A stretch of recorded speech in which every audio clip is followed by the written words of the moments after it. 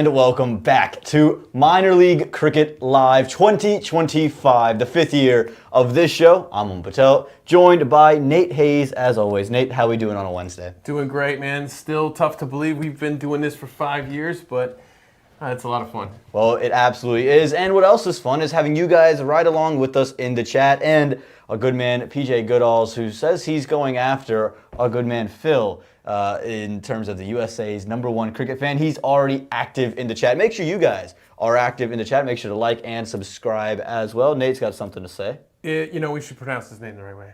PJ Goodalls. Goodalls. There we go. Yeah. Now, since he's competing for that position. I just wanted to see if he's actually watching anymore. I didn't know if he left the comments and left, so I just wanted to see if he was actually No, I just there. like saying Goodalls. Yeah, no, and I'm probably doing it wrong. I'm probably doing it wrong. Well, he did ask a couple of questions, so before we get into any of week 2, I just want to go and address some of the things he said. He said, question for the panel of good-looking gentlemen. So he put one gentleman. That's you, Nate. Where does Ryan Scott fit into the USA T20 depth charts? For me, he fits rather nicely in the depth charts from the left. I think he can bat anywhere from 1 to 5. I think that he's someone who can really be exciting in there. Well, we've already seen him for USA against Ireland. It didn't go too well for him at the time.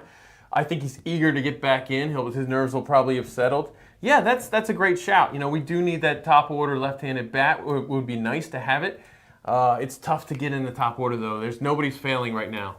Yeah, no question. So that top order is so tough. Stephen Taylor's being kept out. Unmuk Chan's being kept out. So many great names, and we'll have to get through all of it. PJ's got a couple of more questions that we'll continue to answer as we get through the list. The last one we'll answer before we jump into anything. He's talked about the turf pitches, and it seems like it being less than ideal. Would you rather see it more, some Astro wickets involved, or on these turf wickets? It depends on what division he's talking about. I think... He's talking about minor league. He's talking about minor league. Yeah, so, I think we need to see the wickets come along. We have seen them improve over time. Certainly, there's a ways to go. But I think you look back 2 years compared to today. Yeah. You're talking Atlanta, you're talking the East are the areas where I think this is the biggest issue. And we've come an awful long way in just that amount of time. I don't want to give up on them yet. I think the hybrids are a great solution. But also one of the things you have to consider with the hybrids is you have the same problems in some ways that you have with the Astro, and that is the run-up is fixed. Right. With a square, you can change the strip every week. And with I think if you're going to do a hybrid, you got to do 2 of them, or else you're going to have that run-up that's going to be dug in, and our fast bowlers, it's not going to help them at all. Especially the higher-end fast bowlers. No question. I do think that there is that also. That level of just saying, okay, playing on turf is good. And we've seen it be very beneficial for the players in this country and especially the young players. So let's get into some of these young players. We see you guys dropping more and more questions and we'll continue to answer them. But I want to start out in the East, Nate, because when you look at that East, there's only 2 games, but it was a chance for the 2 teams that we're featuring to get onto the right start. So let's have a look at what happened this weekend out on the East. It was the Yorkers taking on the Philadelphians in a shortened game, 46 runs for the Yorkers in 7 overs. Let's go to the final over. The first ball from Raymond Unratten cut away with 11 to get, bowled by Arya Garg. The second one, only able to manage 2 off the pull, but it only means there's 5 left now for the Philadelphians. They don't want to lose to the Yorkers. Remember, the Yorkers put away the Philadelphians last season. This one, brilliant delivery from Arya Garg on a length, moving away. This is where things get murky. A dot ball, but they scamper on home, and look at this. Just got to hit the stumps. Have to hit the stumps. Arya Garg disappointed there. Makes sense as to why. And yet again, another bye, another miss, and it sets up final ball, 3 to get. You couldn't write it. Flicked away. Fielder in place. Fielder overruns it. Danish Patel, he has to go chasing. It goes all the way for 4. And the Philadelphians, they sneak away with a win to open up the weekend. But that wouldn't be the last time these 2 teams played each other. They would be right back to each other, actually on the same day. And Danish Patel, that man on your screen, he got a chance at revenge, Nate, because as these 2 teams came back to play each other, it was Danish Patel, 60 off of 56 to finish with 119 for the Yorkers. So giving them an opportunity to go and defend a total, but Philly chased it down rather nicely in the 19th thanks to 55 off 51 from another youngster, Omkar Zope, who got in, got stuck in, and just kept the runs flowing. And the Philadelphians, they walk away with 2 wins from 2. Nate, the Yorkers continue to slip. They do. Oh man, two tough games there for the Yorkers. But Philadelphians had a rough start to the season in Week 1.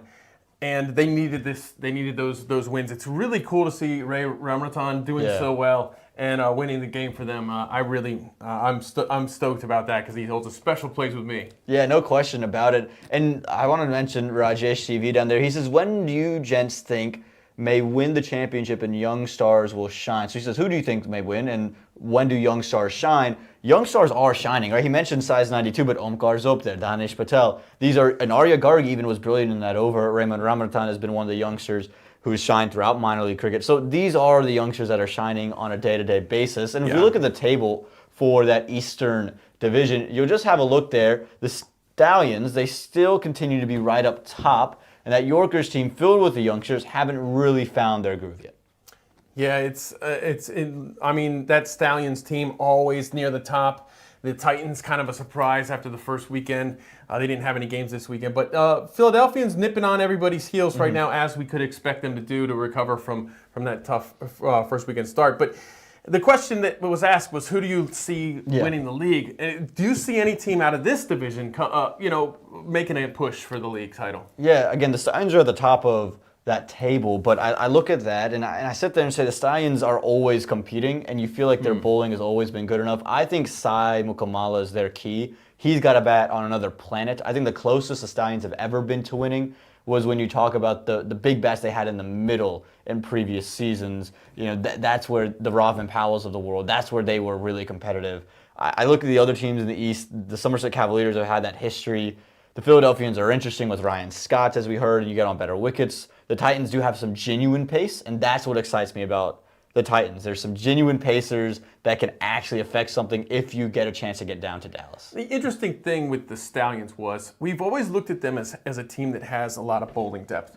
Last season in the Super 8, I wouldn't say that it seemed like they had a lot of bowling depth. Things are very different in Grand Prairie than they are in the East and in the South. Every one of these divisions has its own flavor. Right. Well, I think time will tell if they have enough bowling depth and enough of the right kind of bowling depth. But to me, a bigger question with the New Jersey Stallions is the batting depth. Like you said, Sai's going to have to play a big role, and we'll see what they can do from there. But yeah, the East is a very, very gritty division. I think if you had to put one word on the East, you'd have to put grit. 100%. And Rajesh also says, I meant not when, but who. And we've seen it, right? I think Asai Herbati is a great example of a youngster who's come out, a young leg spinner, ripping it. There's plenty of Kahame Patton Juniors there. Yes. So there's plenty of options. Nate, you've got a couple on top of your tongue as well. Look, last weekend we had, I think, 3 under 21 players who scored 70 runs in a game, I think, last weekend. I think more and more, it's getting harder and harder to pick out the emerging player of the week because there's more options. We have a hard time now. There genuinely are a lot of youngsters getting big chances. There's a couple teams here in the South that are loaded with youngsters, of course, the Yorkers as well. Yeah, absolutely. So that's the East, right? All wrapped up, just the 2 games. Let's move along to the Southern Division now, Nate, because this honestly will get us into PJ's next question. Do you want to start with it or end with it? I'll leave that up to you. Well, let's hear the question Okay, first. so he says, will Orlando ever win a game of cricket? Maybe they should recruit Mickey and Goofy at this point. Well, I do think they will. I think that they'll win a game this season, too. I think that we've seen them, you will agree with me, that first weekend they played against the 3 toughest teams in our opinion in the South. And they actually put up decent run totals against those teams, scoring 120, 130 odd against these Atlanta squads at Church Street Park is nothing to scoff at. Yeah. I do think they'll win at least 1 game, probably 2, maybe even 3 games this season. Yeah, I agree. I think they look the best they've had in a long time. I think Chandrapal has been a revelation with the ball. I think with the bat they're finding rhythm. But for me, it's in the field. I think they are actually performing at a high level, Much better. Which is something that you can't say about Galaxy teams in the past. They just need to click a couple of guys in the pace bowling department, and a couple of bats in hand. I think they have a couple of pieces that can move the needle. They just have to get everyone to fire. It'll be a tough road for them. And if you're in the South and there's one thing that you're going to lack a little bit and get away with, it's going to be the pace bowling. Yeah, absolutely. So I think that's why they'll win a couple of games here. There's another question. Why isn't Trevon Griffith playing for the Raptors? That's come from Amar Chaudhry. That's a great question. He's actually stuck back in Guyana with dealing with visa issues. He's trying to get that all sorted. Obviously, you have to leave the country and reapply and all that. So we can't wait to see him back here again. We love watching him. He's one of our favorite players to watch. Yeah, there's no question that he's phenomenal, and he could transcend any team that he plays and really revive their entire season. So maybe he can do that for the Raptors. But Nate, this Southern Division, walk us through what happened. Well, Bobbert, let's take a look here. Atlanta Fire versus Orlando Galaxy. The 3 wickets from Preston Clark for just 18 runs helped the Galaxy hold the Fire to 134 for 8 in Orlando. But Atlanta's spin attack, highlighted by Azim Charania's 3 wickets for just 5 runs in 4 overs, bowled Orlando out for 97, as only Hardik Desai could manage 20-plus runs for Orlando. Sunny Patel was fantastic, scoring 36 not out from 22, and he took 2 wickets in the chase to clinch the Player of the Match award. Great stuff from this Fire team. They're just so good, man. Look at that. Look at the Galaxy. Just really had a rough start to the season playing against these tough Atlanta teams early on. Next up, we got Fort Lauderdale Lions versus the Atlanta Lightning. Ronak Sharma's 40 not out from 39 guided the Lions, where they managed 112 for 6. Dawood Azim's 2 wickets for 19 runs for Atlanta did the trick in keeping the target small. Nicholas Monahar in the chase. Take a look there. There's a great catch. You could love to see that. But in the chase, we had Nicholas Monahar's 37 from 27 led the Lightning, which lasted 17 overs, the whole chase, and saw the Lightning lose just 4 wickets before reaching the 113-run target. And just take a look at what Monahar is capable of. This guy is fun to watch. He does a variety of different shots, Aaman. Yeah, I loved watching him on opening weekend, and I've really felt a sliding team with him. And then you slide Mark Parchment down to 4. You can really throw in the young keeper batter in at 3. There's another one of the youngsters that we mentioned. There's so many options. Yep, and then this Morrisville Raptors versus Baltimore game. I don't know if we've seen a more lopsided no result ever. Baltimore bowled out the Raptors for 63, but they still split points thanks to a deluge of rain during intermission that lasted throughout the night. Only 4 Royals bowlers bowled in the innings, and all 4 took wickets, including 7 combined from Mohamed Mohsin and Sarvjit Lada, Baltimore's leg spin duo extraordinaire. Mohsin's 4 wickets for 19 runs followed a 5-fer from last weekend, and Lada's 3 wickets moved him within striking range of the all-time minor league leader, Fani Samhadri of the Lightning. It was just impressive to watch. It was complete domination, and you're just like, how quickly can the Royals get through this innings? And evidently not quickly enough. Again, they got through this really quickly. Lunda runs off right here at the end of the game as well, googly straight through, but that was the last time we saw anyone on the field. Immediately the rain falls, and then no one's on the field, and somehow the Raptors sneak away with points. And let's talk about this Raptors squad. Like, we saw them get bowled out there for 63. The innings before, I think it was 80-something. Yeah. Up until this weekend, they only faced 2/3 of the overs they should have with the bat. They keep getting bowled out. Now, Aaman, they've had some great players on this Morrisville team in the community. Mm-hmm. We know we can list a whole bunch that aren't in the squad right now. To me, I got to be critical of the team because a lot of the players they're missing are young players, and in their 20s, early 20s, and this is what minor league is kind of for, to bridge that gap for those early 20s age players to get to the next level. We've never had a problem with youth cricket in this country. We've never had a problem with high level guys who come from abroad. Right. It's been bridging the gap between the two. And this is what minor league's done so well. And in the past, the Morrisville Raptors have done this extremely well. But why do they not have these players anymore? Where is Abraham Bolasetti? Where is Rohan Fadke? Yeah. And we can list many, many more. Going with a young squad is fine, but keep them when they prove themselves. And it's tough to me to see them and a Sanjay Stanley out of minor league cricket right now. I think it's just a temporary situation. I think they'll be back in minor league next season. But this bothers me with the Raptors team. And I think if you look at them statistically, they have a huge net run rate hit. They've won more. They're not in the bottom position. They're in 4th place in the table, but their net run rate hit is the lowest in the division, and that's really tough. Yeah, have a look at that table right now, and you can see the teams that are firmly planted up top. The teams that we got coming into the year were going to be the 2 Atlanta teams and the Baltimore side. Yep. That's exactly right. And you can see that net run rate hit there from Morrisville. But we'll get in more to how we got to this table because we have some more games from the South this weekend. Absolutely. We'll get to that in a minute, but I want to just touch on your point with the Raptors. I think that you make a great point because you look at the teams that are very successful across, and Kings 11 Dallas would be the first name you think of. yes, they're successful because you have Udmuk Chand and Corey Anderson and Obis Pinar and company. That's no doubt about it. But they've invested in Rahman Dar, and they're letting him open the batting, and he's scoring runs for them. He's one of the better batters. He's one of the top 5 run scorers in all the Western Division, in all the Central Division rather. Right. And that's a packed Central Division filled with batters on batting ground. So those guys make the biggest differences. Abhi Bolo said he's a great name that you said. How many guys in this country can bat at 6 or 7 the way he does and give you something with the ball? Rohan Phadke showed signs at 3. Not saying it's all the Raptors' fault. There's definitely other things that come about, right? But there is that little, where are those individuals that can bridge that gap? Like you mentioned, Rithvik Behar's out in Michigan playing. You have Iskandar Rohit Sharma last year who was brilliant, who's outside of that age group.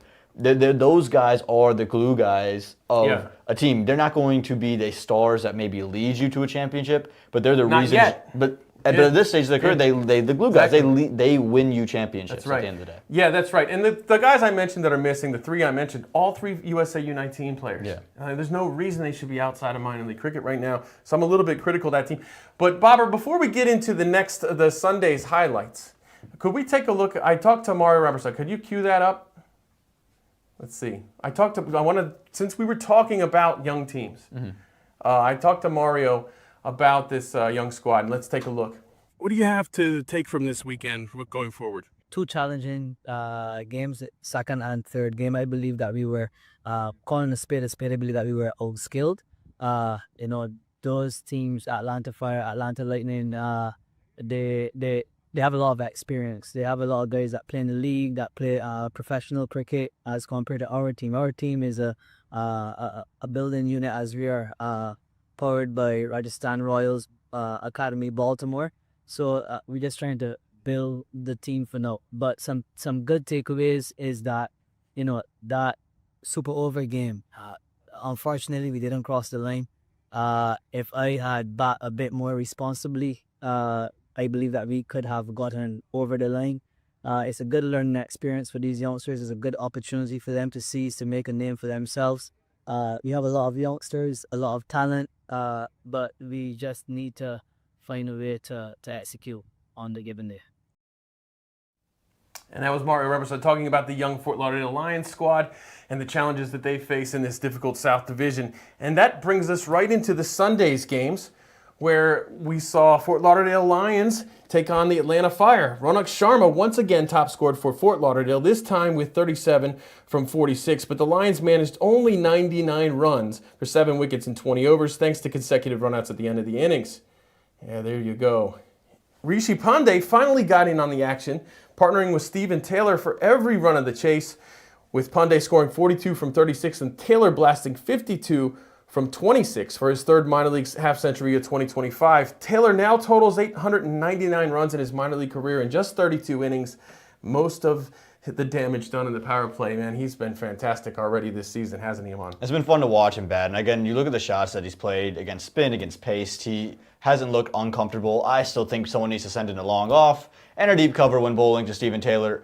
But you can't bowl there anyway, no matter what the field is. He just got all the shots in the book. It's great to see him scoring.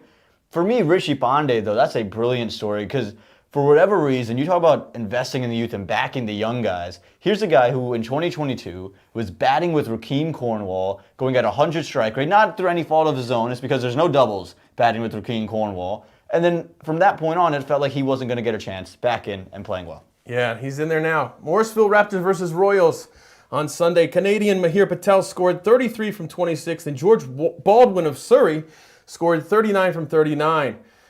But Rishi Dhawan and Sarbjit Lada each took 3 wickets to restrict the Raptors to 123 for 9.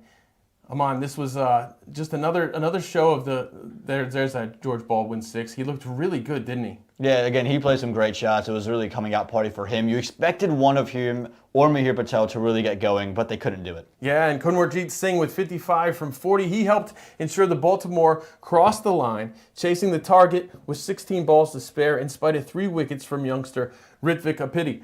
Now, Ritvik looked really good, but so did Ansh Rai. Yeah, but it didn't matter how good you looked when Kunwarjeet Singh is batting like this. Ritvik Apiti, he'll feel good about the fact that he was able to take a couple wickets, but they were so far at the end of the innings. You love to see fight from the youngster. He showed plenty of passion, celebrated after each one. And I think what's promising is he's almost rushing these batters on the back foot at his tender age. Great height, always has had and been known for great pace, but to show it against 3 major leaguers, that would do his confidence a world of good. But it just wasn't enough there for the Morsel Raptors. Now you see that one ending it there to give Baltimore their first win of the weekend after that tough washout. And Orlando Galaxy versus Atlanta Lightning here. Tagnaran Chanderpaul's 59 from 49 could not overcome Amila Aponzo's 5 wickets for just 10 runs as the Lightning bowling attack claimed 8 wickets in Orlando's 126-run innings. 3 of Aponzo's wickets came in a hat trick in the 19th over as Orlando tried to accelerate. Look at that. Amila Aponzo, so good here in the South. Great catches too. Terrific catches. And we're looking at this. We're looking at this hat trick right now. Now this one is caught over to the left, just off screen. But man, Amila, one of the top left-arm orthodox spinners in the U.S., and we have quite a few of them. Well, that took us to the chase, where Manak Patel and Nicholas Manohar partnered for a 75-run second wicket. We'll get there in just a second after Ponzo celebrates his hat trick. There we go. Manak Patel and Nicholas Manohar partnering for a 75-run second wicket partnership as the Lightning won in the 18th over, losing only 4 wickets along the way. And man, Manak Patel, Manohar, what a fun pair this is to watch, Aaman. Yeah, left, right, and I think what Manohar does really well is he's so good on that back foot. He's able to play very late, and then he has these inventive strokes. And I think it allows Manak Patel, who if he wants to, can take his time, but he also will play these really natural, aggressive shots for him, and they're very conventional. I think that's when he is at his very best. Yes, he's got the scoops that he's added, and he started to add some reverses and things, but when he's batting at his very best, it's in the conventional, aggressive nature. Yeah, and I'm telling you what, both of these batters, Manak Patel and Nicholas Manohar, both of them move the field around and then split the field wherever it is. It is like surgery watching the two of these bat. And they have such a great relationship, too, and it's, again, surprising because of the fact that this would be their kind of first introduction to each other batting and opening the batting. But, of course, Nicholas Manohar from the Canadian side of things and Manak Patel, the American captain. So a great line and a great time for North American cricket collaborating right there in the middle. Yeah, and we saw the table I'm going to name some of the standouts. There's your table right there. Atlanta Fire at the top. Look at that net run rate differential. Unbelievable. It's almost 4 runs already after just 5 matches. Lightning behind them looking very strong. This is where it's going to be a trick for me. The Lightning Baltimore. This is where any types of washouts, no results are going to really come into play with that net run rate. Right now, Baltimore's got the edge. They got a game in hand on Atlanta Lightning. We'll see how that pans out. But I don't think this table's going to switch places too much with the top 3 and the bottom 3. Yeah, I don't. I think there is a clear gap and divide, and the unfortunate thing for the bottom 3, it's not like Major League where there has to be 4 teams they go through. It's 2, and that means unfortunately for one of the Atlanta teams or Baltimore team, they're going to miss out. And I think while maybe improbable they'd be underdogs, any 3 of them could go into a playoff weekend and compete, and I wouldn't be shocked to see them win the whole thing. Yeah. And my batter of the South this week, Stephen Taylor, 3rd half century of 2025. Bowler of the South, Amila Aponzo, 7 total wickets for the Lightning, including that 5-fer that we saw. And the South Player of the Week, Sonny Patel, 56 runs and 4 wickets. He just does a little bit of everything for his team, doesn't he? Yeah, they're absolutely brilliant. I think you look at the form of all of those guys.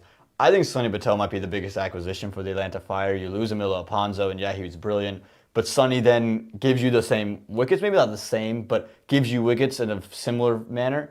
But then the bat, I think, that he provides is such a different element for them, a team that lacked a lot of depth with the bat in years past. He's someone at the lower order that's great. It also brings me to my East Players of the Week as well. So my East Batter of the Week was Danesh Patel. Felt almost you had to give it to him after what happened in the field. 60 off of 56. Again, this was only 2 games, and one of them was a 7-over game. Didn't score in that game. His only other competition scored 55, and that was Omkar Zope, who didn't score in the other game. So it just kind of went back and forth. He ended up with the highest amount of runs and they had the same strike rate, funnily enough. They made it very difficult to choose. The Bowler of the Week, I'm going to give it to Preet Shah. Again, 2 matches, 3 wickets, and he had an economy rate combined of under 6. Quite good, especially when you consider a 7-over game. They're going to have to go after you, and he didn't give up too many runs in that affair either. And then I go to the MVP of the East for week 2. And again, with just the 2 games, there's a smaller sample size. Maybe doesn't blow you away on the stat sheet, but I think in terms of context, no one had a bigger weekend than Raymond Ramertan. Winning runs, and he was in the end of both of the chases for the Philadelphians. He didn't score the winning runs in the second game, but he was at the non-strikers end for that single, and of course the 4 to win it off the last ball. If you don't hit that 4, the weekend could look very differently for the Philadelphians, because the next game was right after. It was a back-to-back Friday doubleheader for both teams, and he delivered that big win. Oh yeah, and I mean, like you said, we could be looking back at this at the end of the regular season as the moment that saved the season for Philadelphians. Who knows? And again, for the Baltimore Royals, you mentioned it, the washout could be the one game that cost them the opportunity to get to the playoffs. Yeah. Right? Because they've beat the Atlanta Lightning. They haven't played the Fire. They've beat the other teams in the division, but they had that one washout with the Raptors. So this weekend in the South will be really important. Down at Church Street Park, a lot of games happening this weekend, Friday, Saturday, Sunday, and a Monday. So all the teams will be in action in the division. Will there be rain? Will there not be rain? There's been rain thrown around all week. That'll be something to watch, Nate. Oh yeah, especially here in the on the East Coast this time of year it gets wet. So especially down here in the South. In the South, it's kind of almost always gets wet. But yeah, it's the context galore right now. 100%. Well, in terms of context, everyone wants to talk about the Central Division. And the context of that is they just might have the best division from top to bottom. So let's go have a look. We'll start with Friday. There was just the one game on Friday. It was the Metroplex Tracers taking on the Dallas Exforia Giants. And it was Ansh Boje's 48 off 40 that was transcendent, coupled with Matthew Trump's unbeaten 40 off of 16 that helped propel the Tracers to 166. Harmeet Singh, he cashed in with 2 wickets alongside his partner Sankrit Batula, and they were both going at an economy rate under 7. And look at this catch.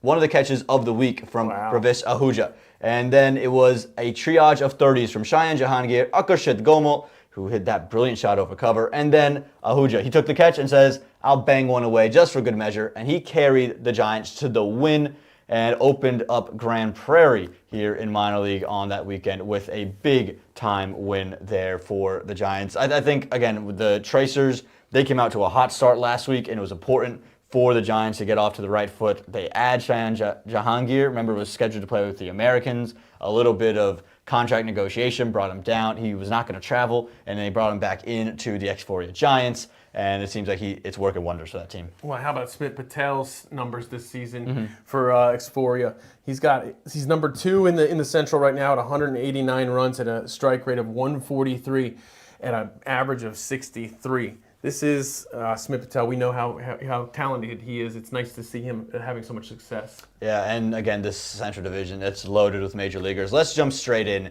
to Saturday, September 6th, where the Tigers of Chicago took on the Michigan Cricket Stars. And the Tigers, well, they came out roaring with more impressive runs from their openers. The young Mitan Santiadam, 55, Semi Sohel, he put up 72, and the Tigers finished with 162. But it was a familiar face in Sishan Maksud that dominated for the Cricket Stars, and an unbeaten 68 that got them the win.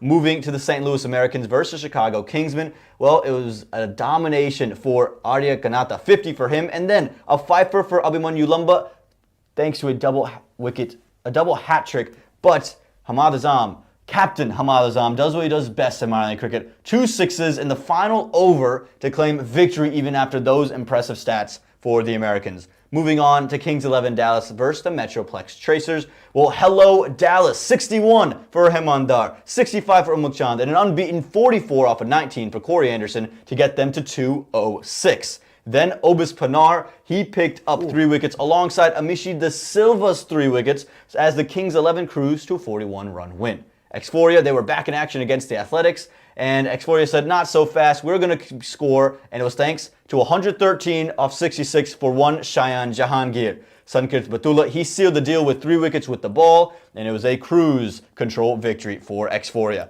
Now we move into what was a brilliant day, Nate. Shayan Jahangir, unbelievable 100 for him. Wow, just incredible. And I'll tell you what, just the batting in the Central is so impressive to me. You have to be able to put the runs up if you're going to win games in the Central. There's just so many good teams. So good. And then when they're playing at Grand Prairie, there's just an elevation in the performances it feels for everybody. Well, and how about One thing that stood out to me in that was Obas Pinar with the ball. That arm ball. Holy smokes, the way that ball moved it through the air. Yeah. I think Obas's bowling is heavily underrated. We know he's great in the field. We know he's great with the bat. But to me, one of the top players in the country. And it's one of the reasons he moved down to the Central. He wanted to play on those wickets and in those grounds more often, and it's proving to pay off. You mentioned the grabs. Maybe we'll see a couple of them later on. Let's jump into Sunday's action. It was the Tigers who started off again with the Michigan Cricket Stars. New day meant time for revenge, but more early runs for the Tigers, 48 for Sohail, 38 for Shiv Shani. And Captain Justin Dill, he chimed in with 48 not out off 24 as the Tigers finished with 191. Abhinav Sikaram's 52 off 55, coupled with Utkar Srivastava's 30 off of 13, wasn't enough to overcome the Tigers. Then you move into the next game of the day. The Kingsmen started off brilliantly thanks to Z-ul Huq, and Ramiz Raja picked up 59 of his own. Noman Anwar said, I can go with the ball. He takes 2 wickets, but with 8 needed in the last over, Hassan Mohsen and his captain, Hamad Azam, they finished the game off in another final over victory for the Kingsmen. Kings 11 Dallas back in action against the Lone Star Athletics. Another day, another 50 for Rahman Dar, combined with a quick fire 45 from Obas Pinar as the Kings 11 finished with a total of 181. While Nitish Kumar, he found some much-needed form, 58 off of 34. It wasn't enough to overpower Adam Khan's 2 wickets and this ridiculous Obas Pinar catch on the boundary as Kings 11 win by 25 runs. Unbelievable. Oh, man, for my money, I think he's the best on the boundary in the country. He's so good at making that boundary longer. Freeze frame it, put that up, hang that on a wall. That's Air Jordan-esque there from Obas Pinar. Unbelievable. I mean, he's 6'4", So you're saying he should just do that No, normally? I'm not saying that at all. I'm not one of these guys. Obas, that's what he's saying to you, man. I'm not one of these guys that thinks I'd be in the NBA if I was 6'10". I know there's a bigger difference than that. You think you'd be in the NBA if you were 10? Just get rid of the 6, you're 10 foot. Well, probably. Maybe. No. If everyone's got a growth hormone, send it to Nate. 10 We'll feet? see. No one has ever been that tall. No one's ever been that tall. Well, except maybe, I don't want to ruin anyone's mythology. Or, but yeah. I mean, he's just very good at taking catches at the boundary. It's a freak. And to see Adam Khan get it and to perform in Grand Prairie, I think it's so important for his development because he's in a major league team, but didn't get to see him play on those wickets. Now he's in the Central, playing on better surfaces, or surfaces he'll play in Major League. Right. And he's going out there and performing against the best of the best. And on a phenomenal team, too. On a phenomenal team. That team is scary. We saw a comment in here from Raja CV. He says, I feel Dallas Kings 11, or Kings 11 Dallas, will go all the way. And I don't think you can root them out. I think it's a smart pick. I mean, I honestly, if I'm a betting man, I'm leaning more towards them. Yeah, I think when the season opened, there was a real 2-horse race, I think for most people, between Kings 11 Dallas and the Chicago Kingsmen. And then everyone had kind of their third team that they would throw in as a wild card. Some would have said, I think the Lone Star Athletics maybe. I think the Tracers. We might have said the Royals. Maybe the East Bay is your option. Right. Atlanta Fire, Atlanta Lightning. But those two seemingly were the front runners. But the level of domination displayed by Kings 11 on the first 2 weekends, for me, would say they've kind of sealed themselves in the top spot at the moment. Yeah. Oh, they're completely loaded, and they don't even. I believe that Ali Khan's supposed to join them too. Yeah. When he returns from the CPL. CPL return. Mid to late month. Those CPL returns are going to be unbelievable. We have Aaron Jones, you have Shakib Al Hassan, and then Ali Khan. These teams are going to be unbelievable. My question is this: Andres Kels as well is supposed to join this team. Housey, yeah. Who's picking up Kareem Agor? Someone's got to pick up Kareem Agor. He's been absolutely out of his mind down there. If you're any team looking for a spinner or any team in general, or a batter, just pick him up. I think if Baltimore could pick him up, it would set them over the edge. I think. Holy smokes. Could you imagine Atlanta finds a way to get at him? Either Atlanta team, any team. I think that could be a huge game changer. Total overkill for Atlanta Fire. if he gets back into the East, I think that would transform. Imagine the Stallions pick him up, solves that depth issue. Yes. A lot of fun what could happen there. Let's talk about the players of the week, though, in this Central Division. For the batter, I think it was probably the toughest thing, obviously, given the amount of runs scored. But thanks to 100, Shayan Jahangir, for me, would be the batter of the Central. 189 runs spread across 2 games at a strike rate of 144. Ridiculous. Can't go against that. That's amazing. For the bowler of the West, I think Sankrit Batula set himself apart. 5 wickets across his 2 games, special with the ball, new, and at the end, could do it all. Yeah, that's incredible. And then you move to the MVP, And I go into Sammy Sohail. He's one of the leader run scorers in all of minor league cricket. Yeah. He scored 120 runs at a 103 strike rate, but on a team that probably lacks the depth of a Tigers, or excuse me, of a Kings 11 Dallas. And then he took 3 wickets with the ball in hand as well. Only the 1 win for their team, but I thought he was really impressive. And he's opening the batting, which is just so cool to see for Sammy. Yeah, and an honorable mention to Rahman Dar. Oh, he was brilliant with yeah. the bat. He was in my top 3 batters of Yeah. the week. Finished 119 runs at a 151 strike rate. And again, his job on that team is not to accumulate; it's Yeah. to go out there and score in the power play. And the question we got before about young players standing up, I've just brought up the batting leaders in the Central, and Yeah, if you he's just top look 5. at these, Sammy Sohail, young player, Yep. he's at the top. Smith Patel's number 2. We mentioned him before. Ramiz Raj is number 3. Rahman Dar is number 4. Yep. Mitunch is number 5. Yeah, Nitya Yadav had a tremendous weekend as well. So I think Boj. and Boje who had a great weekend. So there's so many great young talents that are performing. I think they're being given bigger roles. And I think I take it back to Major League. What do we say about the domestics this year in year 3? They're carving out roles for the domestics. That's I right. feel like we're seeing the same thing happen for the young players in minor league cricket. Whether they qualify as under 21s anymore or not, there are pure roles being carved out for these upcoming talents. Agree. Yeah, absolutely. And it's really nice to see 5 years in when you're looking at the top 7 batters Yeah. in the Central, the hardest division, maybe the most competitive batting division Yeah. in the country, in the league. And 5 of those 7 are guys in their early 20s or younger. Yeah, no question. All right, Nate, tell us about the West. What happened? Well, let's look at the West. We're going to look at Friday and Saturday in Actually, the West. hold on. Before we get there, we got to look at that table. We talked about the 8 teams the table. in the Central. Let's just have a look at who's standing above the rest. Nate, is there any surprises on that list for you? Not really. I think this table, this division is just so good. It's nice to see Chicago Tigers kind of hanging in there after this past weekend. But yeah, I'm not that surprised with the top 4 right now. Yeah, Kings 11 Dallas up top with the Chicago Kingsmen in second, and they're just separated by net run rate. And the next 4 they sit there in third. The St. Louis Americans being in last. That's the surprise. It's a surprise just for how good everyone on that team played this weekend. Yeah. You talk about the 50 for the young Aryan Kanata, and then you talk about the Pfeiffer and the double hat trick for Alamba, and you still can't find a way to win. Yeah, that's tough. And also, they look like a deep team on paper Yeah. going into the season. The loss of Cheyenne Jahangir hurts them a lot. Could you Yeah. imagine him, Noman Anwar, and this Arya Kanata batting the way he is? Would be That's a ridiculous. dangerous top 3. I thought the loss of Zayed Sakil was huge for them. Big. And Mohamed Ilyas just hasn't been around for them either. So again, That's right. they're just missing so many players on that team. Again, can they get those guys back?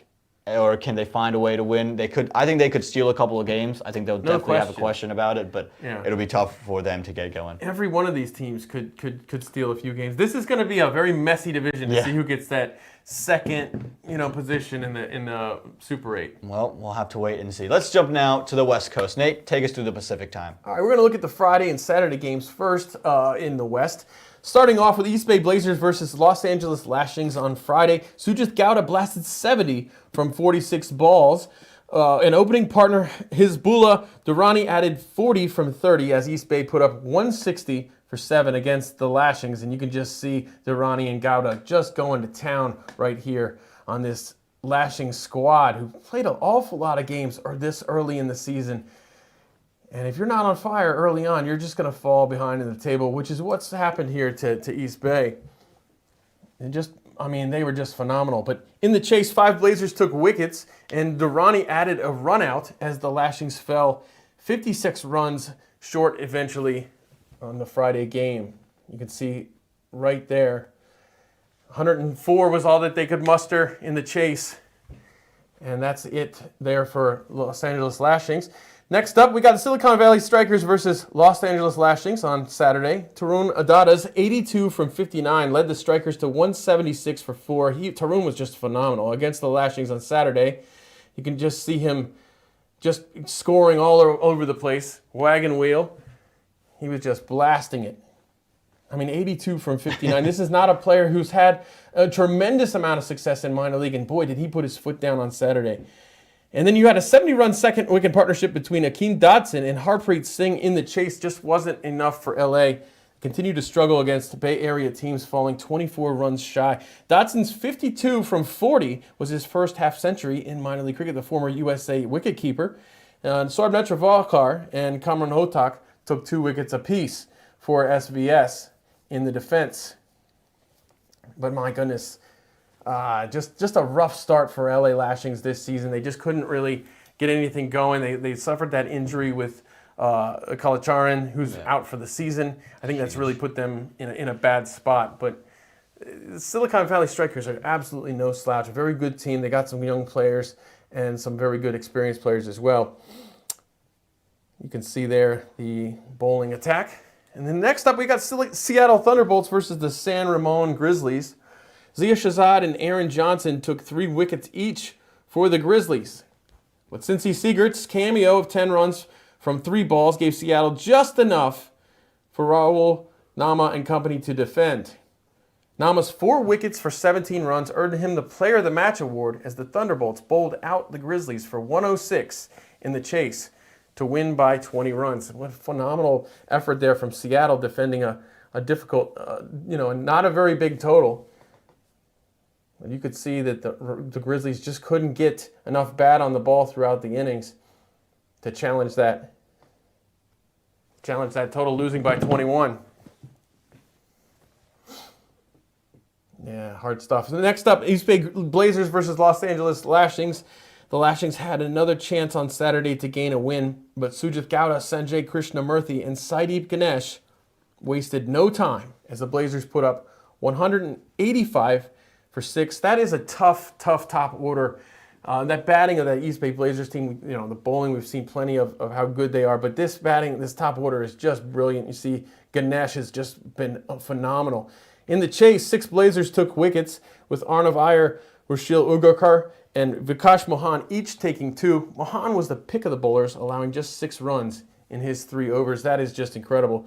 LA were bowled out eventually for 89 in the 17th over, and they fell by 96 wickets. So once again, Los Angeles Lashings, they're struggling here early in the season, which unfortunately for them is most of their season. Yeah, again, that loss of Gali Chodron is so huge for them with the bat, and that's where they tend to struggle. And against this bowling group that features your Carmine LaRouge, your Abhishek Pararkar, your Sanjay Krishnamurthy's, your Arnav Ayers, your Rushil Lagarkars, the list is crazy. On and on and on and on. You're going to have to be able to score some runs, and without your best batter out there, it's just never going to be easy.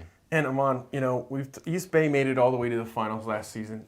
For my money, I think their bowling attack might even be better this season. It could absolutely be. I think Arnav Iyer is probably bowling better than he's ever had. He was Abhishek great last Paradkar year, has been too. brilliant. Yeah, and I think he's building off that confidence. So they could absolutely be back in a position to make a final and to win a final. Before we keep jumping into the West, we do have a couple comments I want to get to. Apple Fritter says, St. Louis is playing better than last place, losing on the second to last ball in 2 matches against the top team. Absolutely.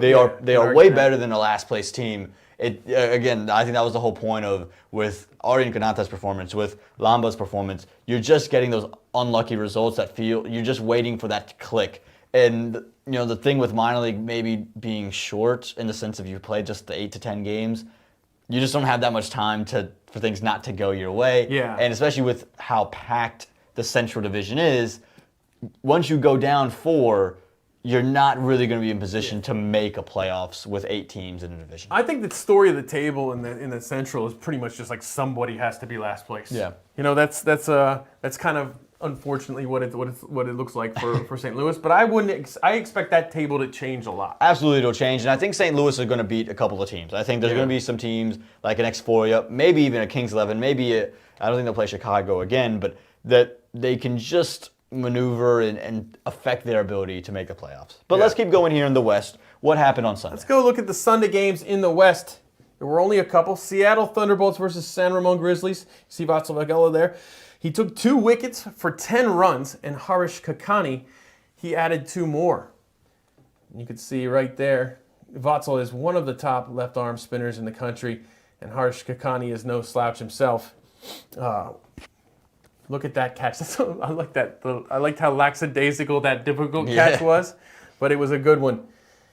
So in the chase, Aaron Johnson finished what he started, scoring a blistering 66 from 35 balls, not out, and the young Grizzlies chased the target with 4 balls to spare. Man, Aaron Johnson has just been unbelievable this season, Aaman.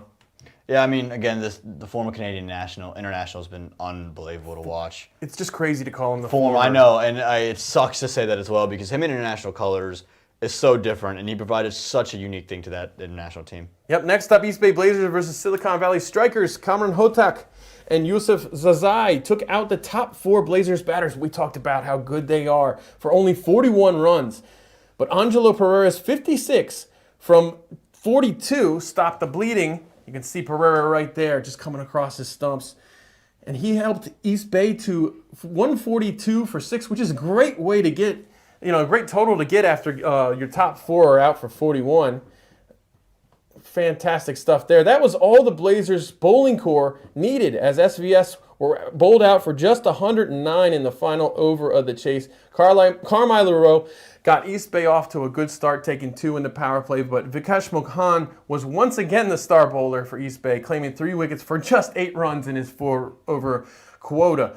Abhishek Parkar chipped in with 2 wickets of his own, but once again, as I said, this East Bay, as good as their batting is, especially that top 4, 5, 6, their bowling attack is just deep and relentless. It is, and I think that's the scary part about East Bay and why they could be a team, even if you move to a Central Division wicket, it's only going to aid a Sanjay Krishnamurti and a Saideep Ganesh and aid that batting group. And their bowlers, they have the pace bowling department along with the spinners that can perform. It's not just, we're a spinning team that has 2 seamers. No. They have 3 legit seamers that will beat you, and then they have a 4th one that can beat you, Yes. and then 3 spinners on top of that. And if you look at the West, if you look at the stats in the West, the fast bowlers stand out. Yeah. There are a lot of fast bowlers that are dominating the West right now. It is kind of become the division of fast bowling somehow. Yeah. So yes, spin matters a lot out there, but I think they get a lot of wind, and there are just so many quality fast bowlers in California right now. So let me talk about now the players of the week for the West Division. And my batter of the week is Sujit Gowda. 128 runs across 3 innings for East Bay. He was fantastic. The bowler of the week, as I mentioned, Vikesh Mohan. 6 wickets. But, you might think, okay, well, somebody else had to have, in 3 games, somebody else had to have 7 wickets, He took 6 wickets. He only conceded 28 runs in 10 overs. That's 2.8 economy on the weekend. Ridiculous. In 10 overs. That's a big sample size. Yeah. The West Player of the Week is, I was going to give it to Vikesh Mohan because that's just domination. But I'm going with Aaron Johnson, 74 runs, and he took 3 wickets with the ball as well. So Aaron Johnson, you just continued your tear. Again, I think that, like you said, the fact that we have to call him the former international for Canada is heartbreaking, and it's unbelievable given the form that he's in. And I hope that Major League soon gets into Canada and makes Aaron Johnson a domestic, and we get to see him in a Major League uniform because I think he could tear up a Major League lineup. A tremendous week out in the West. You look at that table out there, and again, East Bay at the top, it makes complete sense as to why they've separated themselves from the pack with 1 fewer game played. San Ramon, having that 7th game has helped them jump into 2nd, but the Strikers seemingly are in striking distance, Nate. Oh, absolutely. Not just the Strikers. Seattle's looking very, very strong at times. It's kind of a story of those four teams, but really it's a story of who's going to get to the 2nd place position, because I don't think anybody's strong enough right now to dethrone East Bay from that top spot. Do you think there's you mentioned the top 4. Do you think 5 or 6 in the Lashings or the Surf Riders, do you see them upsetting anybody's chances or see them being, one of those pesky teams like the Americans are, maybe the Galaxy are in the South? Do you see them being one of those sides that can frustrate anybody? No, the Lashings, their season's too short at this point. They've already played 8 games. They don't have many. They're not going to threaten with the remaining games that they have. They'll be out of the league. But do you think they could, could they? Oh, could they upset somebody? Sure. Once again, I just don't think they have enough games to make that big of an impact on the division. Mm-hmm. Obviously, they got to be thinking that they can. The Surf Riders, I'd like to see a little bit more from them. They have a lot of talent on the squad, of course, but they just haven't been able to put it together. But yes, anybody can throw a wrench in this kind of congregation that's happening between position number 2 and number 4. It'll be really interesting to see. But you can tell they're looking at the net run rate that it's kind of a tough spot. Yeah, absolutely. I think when you look at that West, it always was going to come down to East Bay and then who could be there. And typically, you look at the early editions of that conference, it was, your Grizzlies and your Strikers, and now East Bay's kind of taken that top dog spot, and it's back to that Grizzlies-Strikers rivalry, but to get into the second position. But all right, that's what the weekend looked like in Major League Cricket. But what were the best moments of the week? We've talked through some of them. Let's go through all of them. Here's our top 10 of minor league cricket, week number 2. First off, final ball 4 win. Why not start it like this? Raymond Narayan gets over Danesh Patel and gets himself 4 runs, and the Philadelphians a much-needed win. Then Nitish Kumar, didn't talk about him much. 58 runs with the bat, but 3 wickets with the ball. Yes, and a loss, but great to see Nitish Kumar back and firing, and shots like this are why we've come to love the former Canadian captain and former USA national. Now we talk about this catch. Pravesh Ahuja comes diving forward. The social said, could this be the catch of the match? I think it was. What is it, the catch of the weekend? We'll have to wait and find out. Vikash Mohan, Nate, this was your man. 3 for 8 with the ball in hand and scores 20 with the bat. Brilliant. Then you talk about Preston Clark on the boundary. He one-ups Pravesh. One-hander, throw it back to yourself, catch it on the rope. Yes, please. Easy as you like. Tarun Adada now we got into, like you said, 82 off 59 versus LA. An unknown coming into the week, and he is left being a very well-known commodity. This catch, Nate, what more can we say about it? Hang in the air, Obis Pinar. Air Obis. Coin that, put it on a shirt. One-hander. Cheyenne Jahangir. First couple of games with his new squad, 100 on the board. Then we go into the 2, no doubt, top plays. Amilo Alfonso takes a hat trick and a fifer thanks to that wicket, and he deserves that left arm spinner, but he couldn't be number 1. Number 1 had to be Abhimanyu Lamba. A double hat trick that leads him to a fifer. And the St. Louis Americans, they don't win, but that man off and running, because why not? You take 5 wickets, 4 of them on consecutive deliveries, and those are your top 10 plays of week number 2, Nate. Oh, Lamba, man, what an exciting player he is. That's an incredible performance. Incredible. Unbelievable to see all of that. Do you have one that sticks out to you? Maybe, obviously we've ranked them, but one on your list you're like, it holds a special place in your heart? Well, I mean, I just think those boundary catches were, I love watching a good catch in the field, but the Lamba double hat trick, so to say. Sure. That's really special. I think we're never going to forget that. We got to find a new word other than double hat trick. It's a terrible. It doesn't make sense, but we have to use it because it's the standard. Double hat trick sounds like a full over worth of wickets. Exactly, and that's what it should be. That's what it should. Has anyone ever done it before? I'm not sure. Let us know in the comments. Also, let us know if we've missed any of the top plays. We're always here to find out. And if you guys have plays throughout the week, clip it, send it to us. You can find him on Instagram and Twitter at CrickFanUSA. Find me at APSportsNews_. Nate, let's look ahead into the coming week because we saw the best of week 2, but what's waiting for us in week 3? What are some of the matchups or some of the things that you're really looking forward to? We got an awful lot of games here at Morrisville this weekend, which I'm always excited about. We're going to see 3 from the Baltimore squad, from Baltimore Royals, and these are games of context. Mm-hmm. And they're playing twice against the Fort Lauderdale Lions. We saw Mario talking about how young that squad is, how they're looking to build every week. And then you have another one against Orlando. Now, we mentioned Orlando. Could they get a win? This would be a huge day for them to get a win. It'd be enormous. No question. I think that would be a great game there. I think look at the East. I look at New Jersey Somerset Cavaliers taking on the Philadelphians, Nate. I'm excited by that matchup because that's your 2 teams that we felt could compete for the top 3, but both of them are for the top 2, and both are looking outside of the top 2 at the moment, behind the Stallions, behind the Titans. So they have to start getting wins on the board to take advantage of maybe some losses from the other 2. Well, now they got to do it against each other. I think that could be a really fun matchup. Oh, no question about it. Yeah, and moving to the West, we've got a lot of stuff here from the top of the table. We have Seattle against East Bay twice. We have Silicon Valley Strikers against Seattle twice. So Seattle's going to have 4 games this weekend.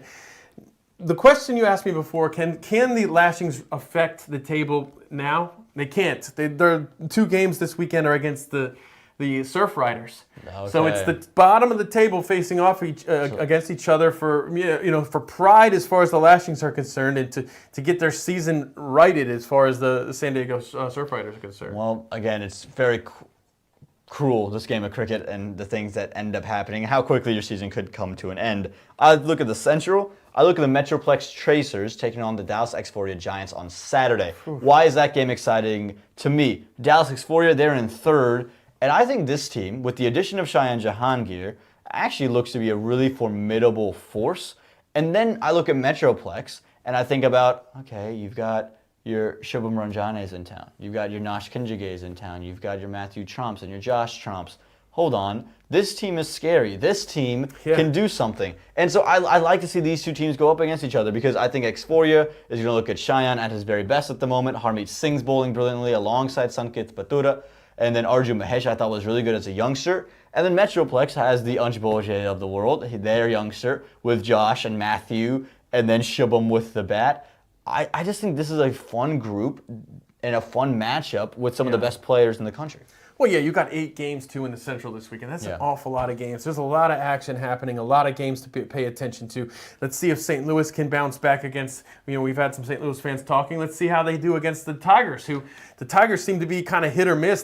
Seem like they can beat just about anybody. Yeah. But can they put consistency up front against St. Louis Americans? And back to the East, the Philadelphians are taking on the Titans this weekend as well, and that's a huge matchup. That's 2 versus 3. The Titans, they want to keep the Philadelphians at bay, because if that team gets hot with that talent of Ryan Scott, with the Raman Ramaratan, with Cornet Dry now added to that group, Bhaskar Yadram in there, we know how prolific of a minor league cricketer he is. Yeah.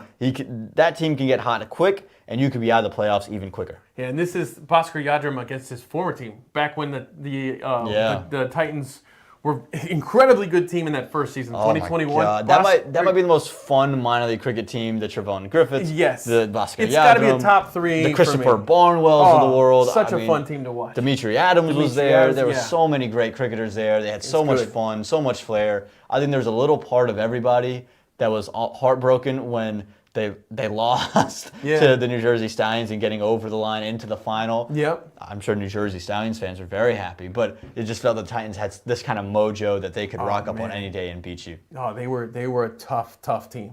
They were so tough. They could just pile the runs on. Well, Nate, me and you, we're going to be at Church Street Park and enjoying all the action. I want to highlight some of the other guys that have been around the country calling some games. I've loved hearing Brian Barishon call up in the East. Joe Hickey, obviously out west. Brian Walters in the Central. So great to hear all those guys and see all those guys part of minor league cricket. And Lenny as well. Yeah, Lenny and Tribar with Matt. Love hearing that father-son duo. Absolutely. Yeah, we're really lucky in this country to have such good commentary, to have such good cricketers, and such good cricket to watch. And the grounds are improving, the wickets are improving. Facilities are, we need to make more strides in every area. Yeah. The umpiring to me has improved a ton. It's deeper as well. They're getting more and more, especially here in Mooresville, we're seeing more and more new faces in the umpiring pool. And that's a very much an on-plan and on-purpose agenda that the umpires have put together to try to just widen that pool out. And I think that's amazing because for so long people say, we don't have that many great umpires. Well, they're not exposed to opportunities to become great umpires, and now they are. Yeah. And I think it just adds so much value. Yeah, it's just really nice to see, and we've seen some good results from them as well. Yeah, absolutely, and I think you get more and more comfortable, you get more command, and you do it at a level where you're not in front of a million cameras in the world. And I also think when you look at the streams as well, to get every game streamed and on YouTube and have the highlight packages available, I thought social's been absolutely brilliant this season as well. Social's been fantastic, 100%. And tune into our games this weekend. We're going to try our best to bring you a really good content, a really good product. Yeah, well, we can't wait for week 3 of minor league cricket. We thank you guys for joining us in the chat and with myself here. I'm Aaman Patel with Nate Hayes and Babar Baig as always. Thank you so much for tuning in to the week 2 show here of Minor League Cricket Live. Join us next week for week 3. Until then, enjoy minor league cricket.